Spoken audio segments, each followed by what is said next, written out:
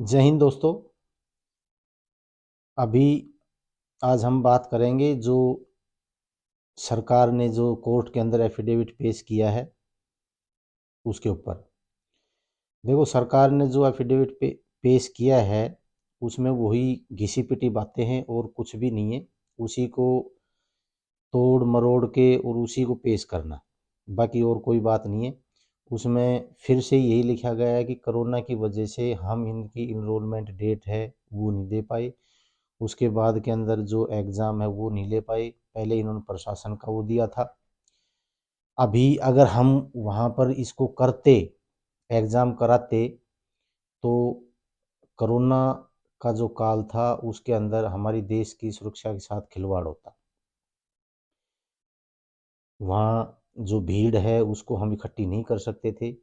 ऐसे जो तर्क दे रखे हैं वो मतलब ऐसे दे रखे हैं कि इनको तो बार बार वही बात रिपीट करनी है, सिर्फ गुमराह करना है और कुछ नहीं करना है। दूसरा, हमारे जो ये बच्चे हैं, इन इनरोलमेंट अगर इनको दे देते, इनका एग्ज़ाम करा देते, तो हमारी देश की सुरक्षा के साथ खिलवाड़ हो जाता। और हमने जो 1 लाख वैकेंसी, लगभग 1 लाख वैकेंसी हैं जो कमी है फौज के अंदर, वो उनको अगर पूरी नहीं कर पा रहे तो वो हमारे देश के साथ खिलवाड़, सुरक्षा के साथ खिलवाड़ नहीं है। पता नहीं क्यों ये बेतुकी बातें कर रहे हैं। दूसरा, अब इनको लग रहा है कि हम कोर्ट के अंदर हारेंगे। पक्ष जो फैसला है ये युवाओं के पक्ष में आने की पूरी पूरी संभावना है।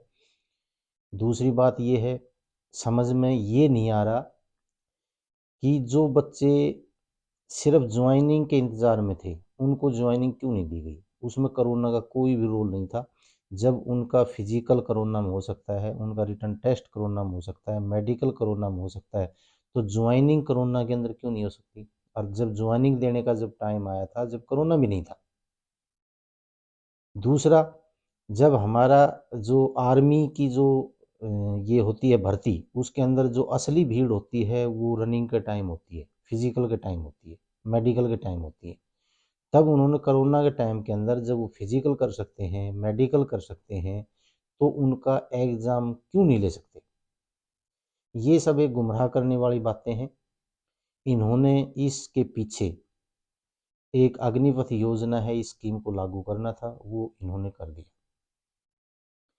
अब ये बच्चे जिनका इनरोलमेंट डेट बाकी थी, जिनका एग्ज़ाम बाकी था, अगर वो बच्चे कमज़ोर हैं, अगर वो बच्चे कमज़ोर हैं या उनकी एज ज़्यादा हो गई, तो उन्हीं बच्चों को 2 साल की एज में छूट देके उन्हीं को भर्ती दिखाया जा रहा है।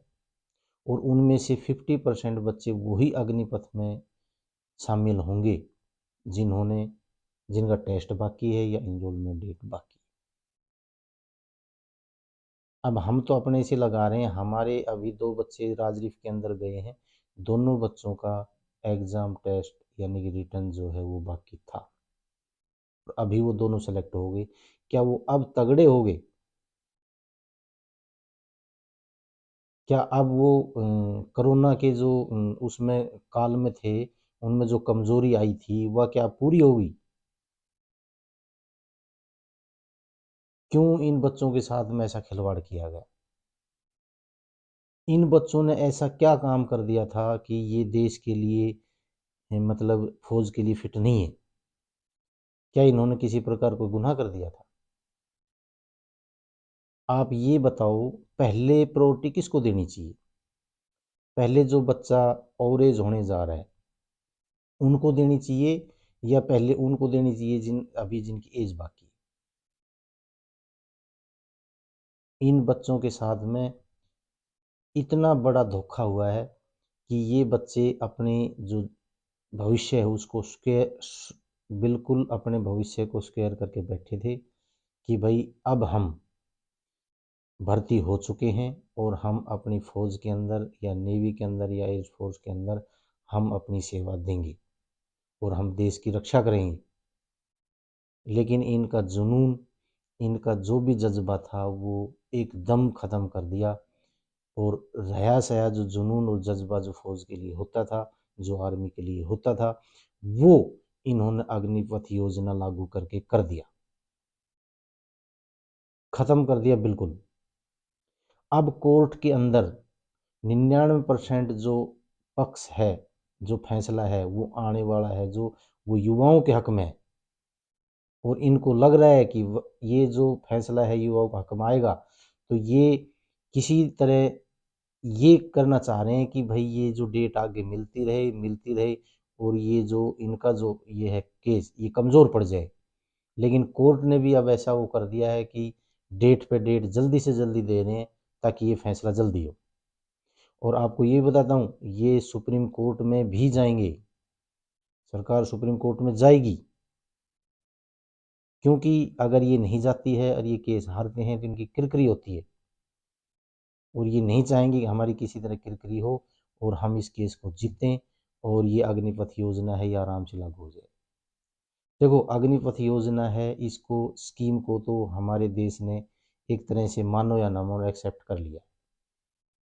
लेकिन अब जो हक की जो लड़ाई है, वो जिनका एनरोलमेंट डेट नहीं आई है, जिन बच्चों का एग्जाम नहीं हुआ है, बात वो है। अभी इन चीज़ों को ये यहाँ भी फंसाएगी कि भाई जो ये बच्चे हैं इनका जो टेस्ट होगा या इनकी इनरोलमेंट डेट है ये दी जाएगी तो अग्निपथ योजना के तहत दी जाएगी। अभी देखना बहुत कुछ चक्कर चलाएगा। लेकिन आप घबराएं नहीं, कोर्ट में जो फैसला है वो बिल्कुल आपके पक्ष में आएगा। आप विश्वास रखिए, हमारी न्यायपालिका के ऊपर भरोसा रखिए। हमारी शुभकामनाएं आपके साथ में हैं। जय हिंद, जय भारत।